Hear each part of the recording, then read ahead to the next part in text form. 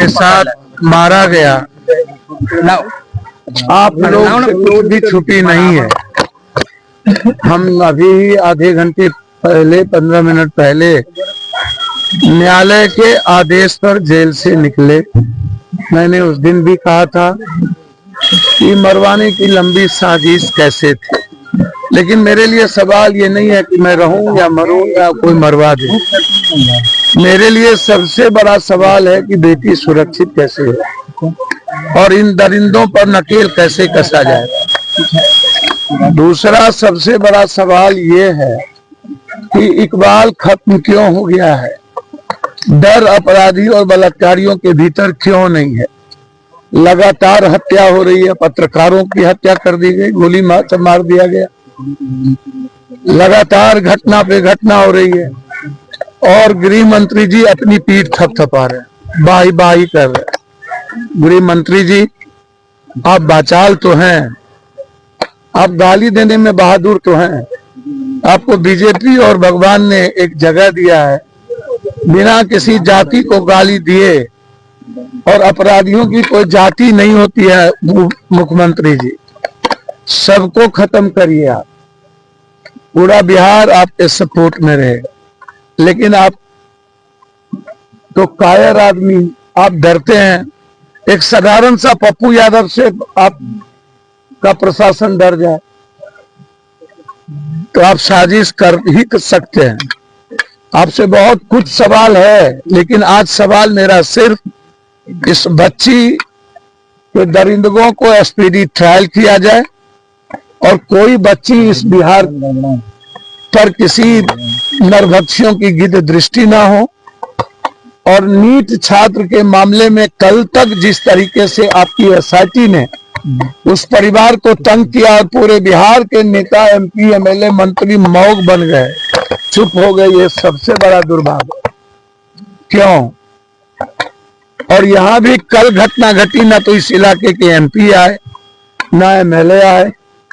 कहा है भैया कौन, हमको तो नहीं जानकारी यहाँ के एमएलए एमपी कौन है, एमएलए भैया नहीं, मुझको नहीं पता ये सब। लेकिन इतनी बड़ी घटना के बावजूद नहीं आना, इससे बड़ा दुर्भाग्य कुछ नहीं हो सकता।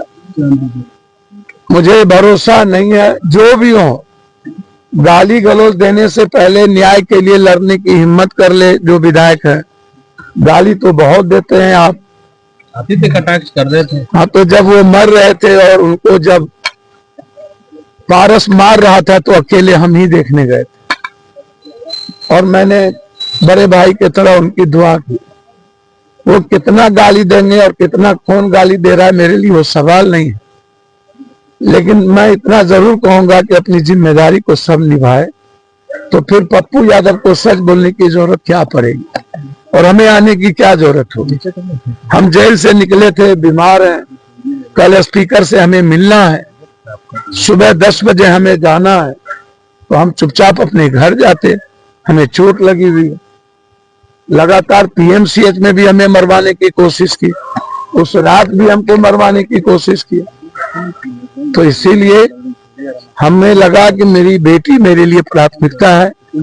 हम उम्मीद करते हैं न्याय मिले और इस परिवार के लिए आर्थिक व्यक्तिगत जितनी मदद हो सकती है पप्पू यादव की तरफ से हो। फिर नया केस में नहीं फंसाने का डर लग रहा है, फिर पहुंच गए, फिर नया केस में कोई फंसा दे। अच्छा एक बात बोलूं मैं आपको, हम मरेंगे या कोई मरवाएगा हम जानते हैं क्या? सच को मरवा के दबाइएगा? भैया 5 केस में तो इन्होंने 17, 19, 20 सब केसों में तो फंसा के देख ही लिया। न्यायालय जब तक जिंदा है और जनता और आप लोग जब तक जिंदा है, मीडिया और खास तौर पर न्यायालय और जनता, तब तक हम डर तो अब लगता है कि सच बोलूं कि नहीं।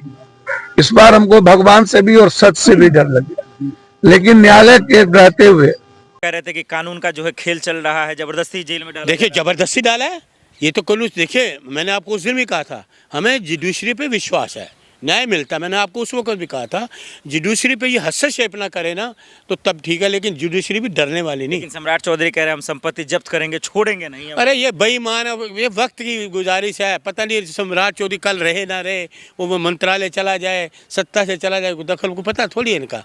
ये क्या करेंगे? कानून है इस देश में, कानून है, कानून है। ये कानून का दुरुपयोग कर रहे हैं, सत्ता का दुरुपयोग कर रहे हैं, तानाशाही वजह तो नहीं है कि जो भी सरकार से सवाल पूछ रहा है, चाहे नीतीश जी से, सम्राट जी से या मोदी जी से, सबको जेल में ही डाला जा रहा है। ये एफआईआर दर्ज देखिए अभी लेटेस्ट आपने देखा अमिताभ दास का, हाँ, अमिताभ। देखा ना एक आईएएस आदमी झूठ नहीं बोलेगा।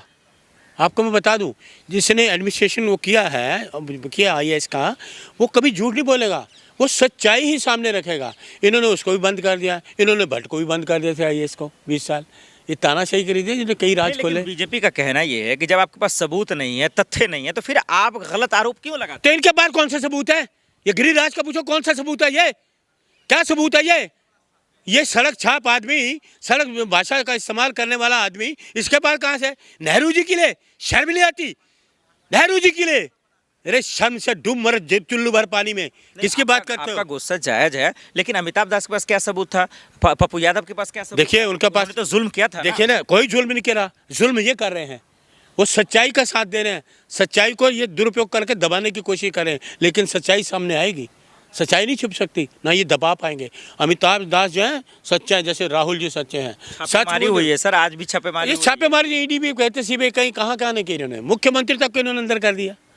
मुख्यमंत्री क्या कसूर था बताइए झारखंड के, क्यों अंदर करा? केंद्र की एजेंसियों पे भी शक है? कोई केंद्र की एजेंसी है ही नहीं। अब केंद्र की एजेंसी काम करती थी इंदिरा जी के टाइम पे, राजीव जी के टाइम पे, डॉक्टर मनमोहन सिंह जी के टाइम पे। ये तो एजेंसी बिकी हुई है, ईडी सीबीआई बिकी हुई है। ये दो ऐसे तोते हैं, इनके जहाँ तोतों को भेज देते तोते उड़ कर पहुँच जाते हैं वहाँ।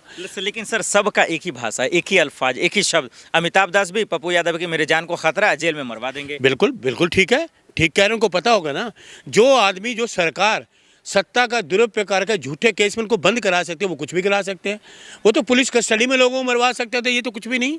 सर आप लोगों ने कसम खा लिया है कि नीतीश कुमार के खिलाफ, मोदी सरकार के खिलाफ ही बोलना है। मेरी जब तक अपना काम ना करे, मेरी जब तक जिंदगी है, मैं आरएसएस बीजेपी मोदी के खिलाफ रहूंगा, जब तक मेरी जिंदगी है। लेकिन वो तो काम अच्छा कर रही है ना। कोई अच्छा काम नहीं कर रही है, देश विरोधी काम कर रही है, देश विरोधी। अमिताभ दास की बात आप कर रहे हैं, नीतीश कुमार के बेटे पे आरोप लगा दे कि नीट छात्रा में उनका। हाँ बिल्कुल, नाम आया उसने कहा, तभी तो उनको अरेस्ट किया गया। वो होगा, सच्चाई होगी ना। उनको पता नहीं अमिताभ दास क्यों, उनको पता सच्चाई, उन्होंने सच्चाई सामने रखी।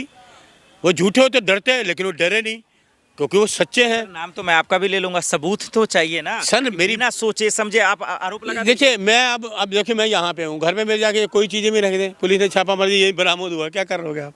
क्या कर लोगे? सत्ता का दुरुपयोग का है, संविधान के खिलाफ काम करने वाले ये लोग हैं।